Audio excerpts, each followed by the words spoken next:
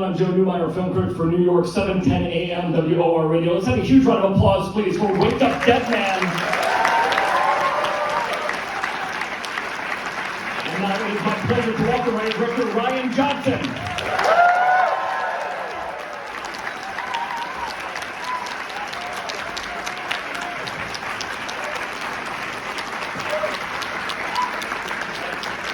Thanks, guys. Welcome, Ryan. Thank you so much for being here. Happy opening weekend for Wake Up Dead Man, and congratulations on the film. It's such a delight. Oh, thank you, man. I gotta tell you guys, I was just like standing in the back for the last like 20 minutes of it, and you can go to all the fucking film festivals you want, but sitting with a real paying crowd opening weekend, you guys, it was just so much fun. Thank you guys so much for being here and for being so awesome. Well, this is your third Benoit Blanc mystery, Ryan, and the darkest yet, the most thematically rich, which is a pretty high bar considering that the other two were obviously also so rich and thematically interesting and deep. Well, what inspired you to explore faith and morality as sort of the central ideas in this film? Yeah, I guess I was coming into it, I was acutely aware of the danger of doing the third one of anything. And so I guess the way that we kind of approach these movies is, I don't really even think of them in terms of a continuing series. I really try and go back to the original inspiration of Agatha Christie and just think of them as a different novel. Yeah, give it up for Christie. Yeah, come on. And Christie, I think that sometimes people who are just kind of glancingly familiar with her work have the misperception that she kind of wrote the same thing over and over, and that's the farthest thing from the truth. The reality is she wrote over her long career, she wrote like 80 novels, and she never repeated herself, and she always was trying something vastly different with every book, tonally, thematically, in terms of subgenres she was trying. So for me, that was like the real, with these, it's just we're excited about making a new kind of movie every time. So with this one, I thought, especially after doing kind of the Last of Sheila-esque kind of big, broad comedy with Glass Onion, it would be fun to ground this one a little. And so for that, I took the approach of making it personal, which is where the faith thing came in, because I grew up very, very Christian. I didn't grow up Catholic. I grew up Protestant, evangelical. But I was deeply Christian up through my early 20s, and I'm not anymore. And so it's something I have a lot of roots in. So yeah, that's kind of where that came from. Yeah. It's kind of interesting. In watching this now the third time, I sort of feel like the way Blanc and Father Jud are, they're obviously two sides of the belief spectrum. They kind of almost remind me a little bit of like an Inherit the Wind when Spencer Tracy puts Darwin together with the Bible, and there's sort of this sort of sense of bookendness to that. I think it's so interesting. Now, to kind of follow that idea, because you've reinvented the tone, obviously, with each Knives Out film, from kind of classic whodunit to satire, to now something kind of more gothic and spiritual. How did you approach building each film's unique identity, Ryan, and kind of making them very distinct?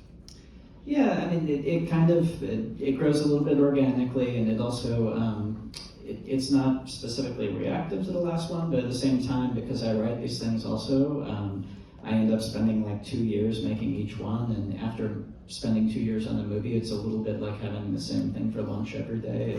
You're kind of ready to try something different on the next one. So, but yeah, with this one, it was, once I kind of latched onto the notion of the challenge, I guess, of can I have an actual multifaceted kind of conversation about, not to get too grand, but conversation about religion, and do it hand in hand and in the context of a big, fun Benoit Blanc mystery that is still all of those things.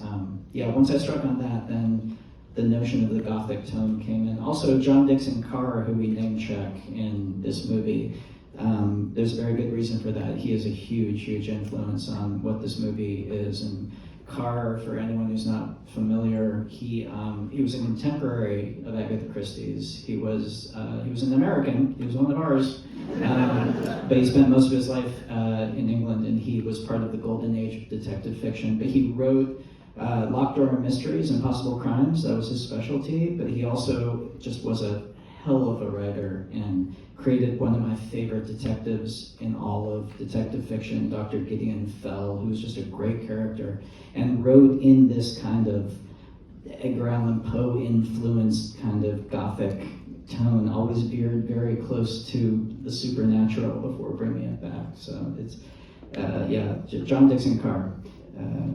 Google it. Yeah. Well, not to get too deep into the Agatha Christie thing, but I want to also kind of make a correlative here, because all three of your films here feel very of the moment. And something that people kind of misunderstand about Christie, what is the first book? It's like 1922, I read them all too when I was a kid. 1922, I think in Curtain is 75, I think, or 76.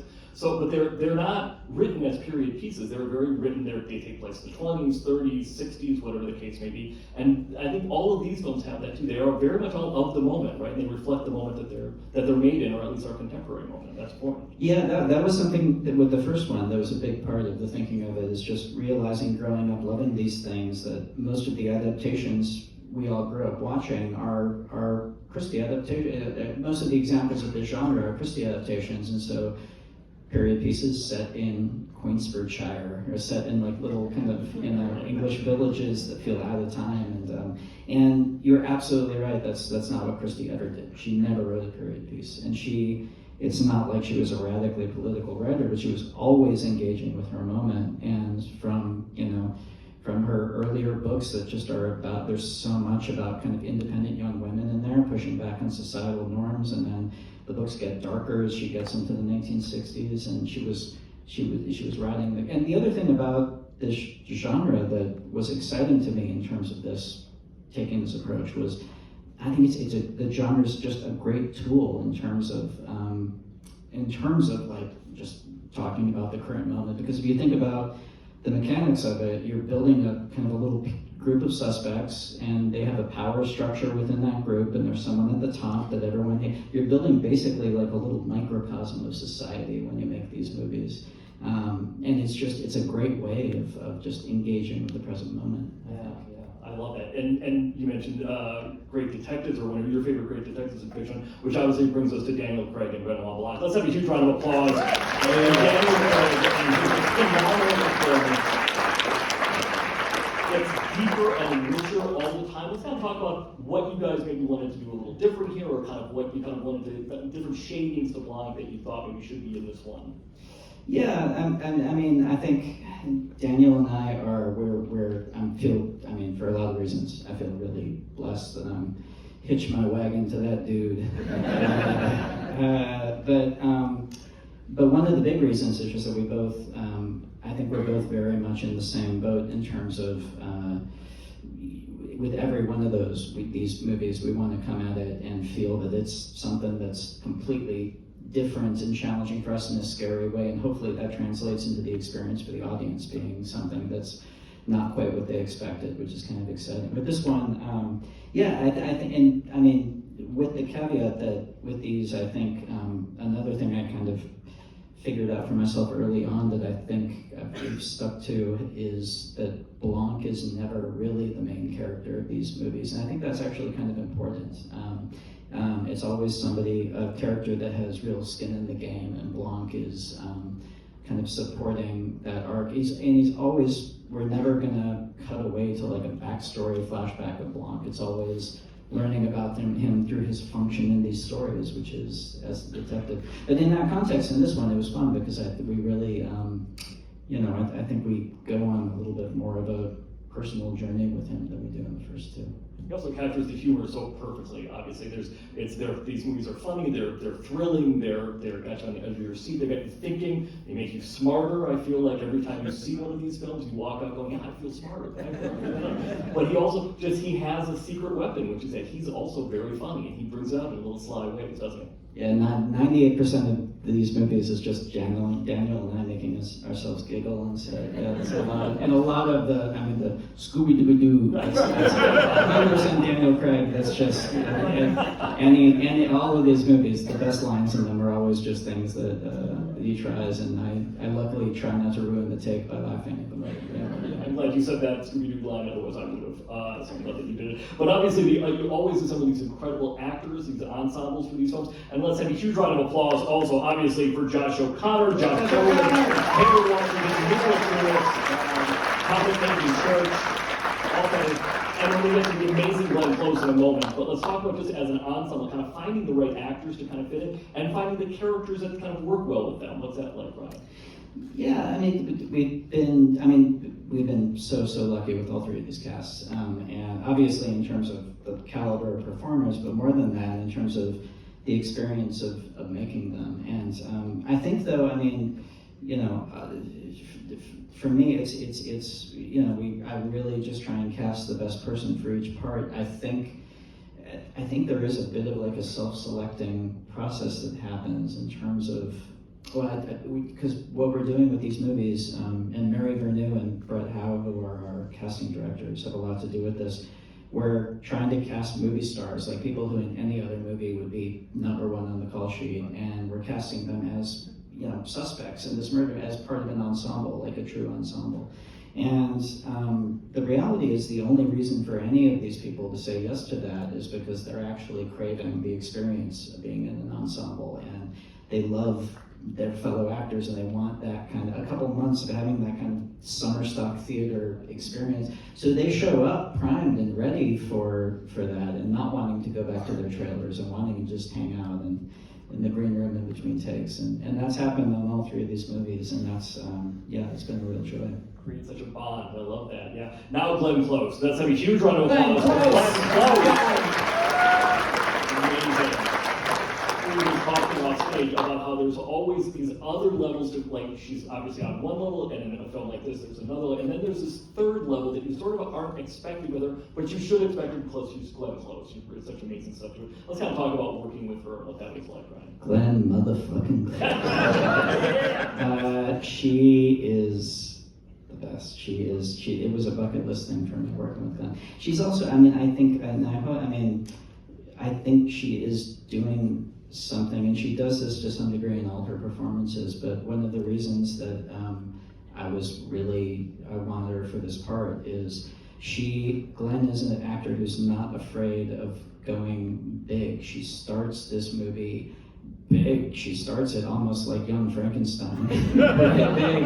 And then the fact that she can start there and by the end of the performance be doing this emotional scalpel work that the whole movie's emotional resonance hinges on in that final scene, and can get down to the work that she's doing with Josh in that final scene, and that it doesn't feel like two different performances, and it never feels untruthful. That's an extraordinary amount of skill. And she also, I think everyone was a little bit nervous of Glenn showing up on set. I know I was, just because it's vertigo-inducing if you actually look at her credits going. I mean, you think you know, and you start looking back, and you're like, holy shit, the amount of...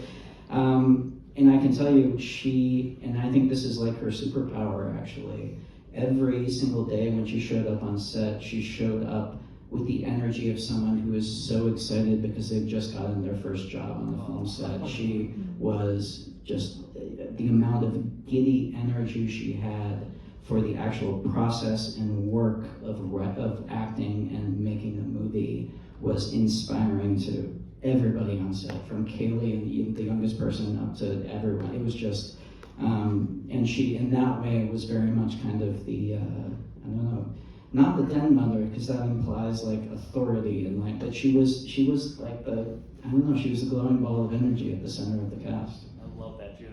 Forever fresh and always the first day that she's ever been on set. I love that. Let's talk about the pacing, because I think the pacing of all these films, they're not of a piece, but they are also sort of always in the same arena, but they're all different, and they're always kind of keeping us on our toes. And obviously collaborating with your great editor Bob Duxey and Steve Yedlin, your DP, and even your composer Nathan Johnson, how to keep that going. What's when you're setting out to write it or kind of even thinking about it, Ryan, is there a way that you're kind of approaching the pacing that's unique, or that's kind of almost a little bit off kilter in some ways, that we're not either expecting, or we're expecting and then it takes a left turn? Well, I mean, yeah, I guess you're kind of. I mean, the edit I think is really where you find the pacing. And Bob Doucet and I have. I mean, with this one, I was actually quite insecure about just because of the running length is the longest of the three, and so. At the end of the process of cutting, I've talked about this in some interviews, I did a thing I had never done before where Bob and I went in over a weekend and we made a copy in the edit, and we did I did what I call the asshole studio cut, where I actually put on like the voice and persona of an asshole studio head, and we, out of the movie you basically just saw, we cut like 30 minutes out of it. Anything that I could cut, I cut.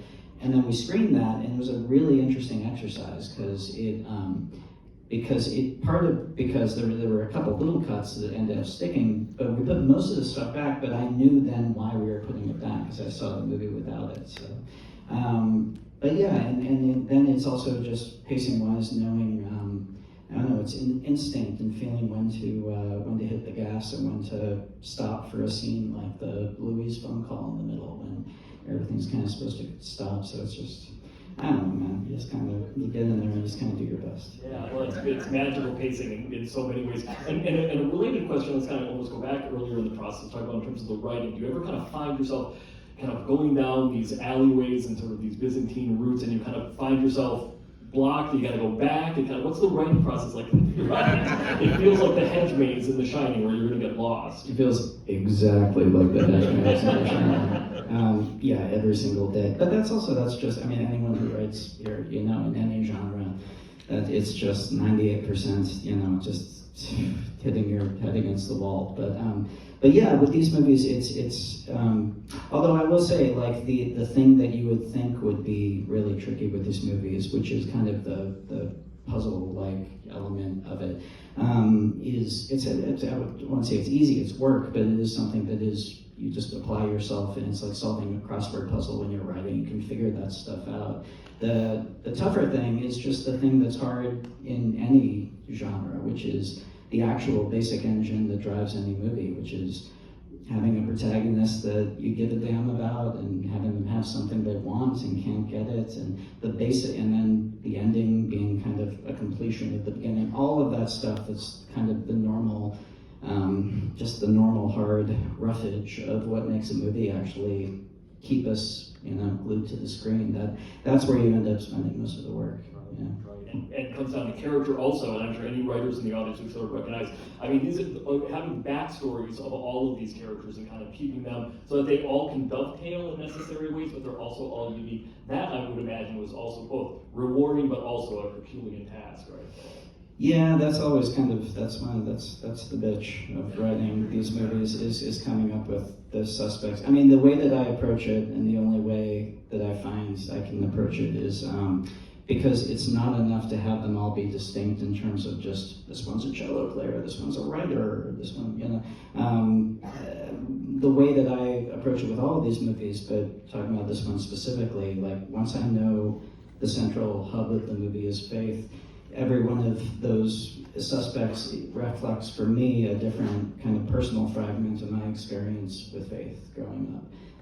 Every one of them, actually, like, even, the Cailee character, in terms of this feeling of just absolute pain, almost like physical pain, need of needing it, and even Daryl's character, Cy, I grew up in an evangelical household as a teenager, and that's completely where my head was at, so I'm very thankful the internet didn't exist when I was a teenager. And I'm the opposite of that now, but back then, I understand that. So, and anyway, so that both makes sure that each of the suspects will have genuinely a different voice, and that voice will be directly connected to the center hub of the theme. It also, more importantly, means I'm starting out the writing of each of them from a place of empathy, which I think, especially when you're writing a group of, wicked wolves, it's very important to start there, I think. Yeah. And just to wrap up, but also following off from that, because you were talking about genre earlier, how important genre is to getting ideas out there. It's like they're almost like Trojan horses in a lot of ways, because you go there and you think, oh, this is going to be a thriller, this is going to be The Godfather, it's about mobsters, this is Miller's Crossing, it's about or Chinatown, and it's in fact about so many other things, and all of these films are the same way. Let's kind of talk a little bit more about your philosophy on it, because I think it's a really important one, that these movies are all about so many other things within the genre context. Yeah, and I think that's true, and a lot of the filmmakers I love work in genre. I mean, for me, I mean, the one thing I will say is it's never that the genre is just kind of a candy coating to put the thing I actually care about inside. And I think the best examples of the work that you just mentioned are this too. For me, the genre itself is completely integrated and inseparable from the thing that each movie is about. And each one of these films, this one definitely included, is taking faith and investigating it completely in the context of its overlap with the murder mystery genre. And it's so I don't know. It's also each one of the genres I've attempted are things that I have deep personal roots in, with murder mysteries, Star Wars, or all the other. So it's something that I don't know. The genre is not a delivery device for me.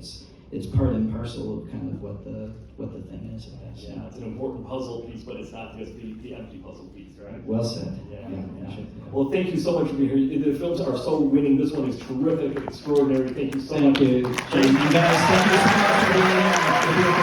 Thank you.